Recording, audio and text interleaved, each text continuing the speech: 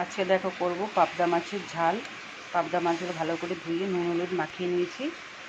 কড়াইতে দেখো তেল দিয়ে দিয়েছি, তেলটা গরম হয়ে গেছে। এবার মাছগুলো ভেজে নেব হালকা করে।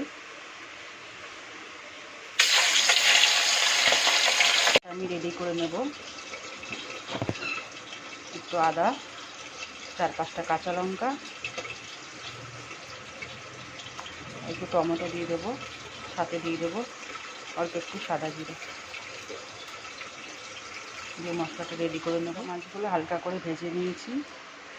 এবার কড়াইতে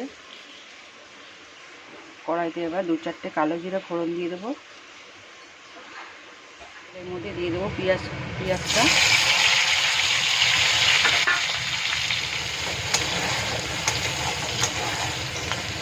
পেঁয়াজটা হালকা ভাজা দেবো, স্বাদ মতো নুন,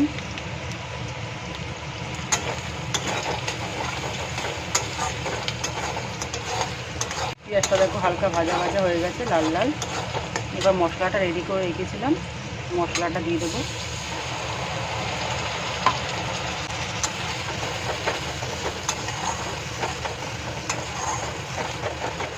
ওর মধ্যে হলুদ, পরিমাণ মতন হলুদ দিয়ে দেবো।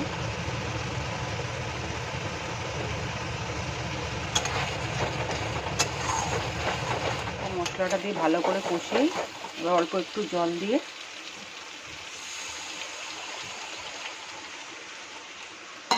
সামান্য জল দিয়ে এবার গ্যাসটাকে লো ফ্লেমে দিয়ে ঢেকে রাখবো। পমফ্রেট মাছের ঝাল হয়ে গেছে। এবার নামানোর আগে একটু ধনেপাতা দিয়ে দেবো,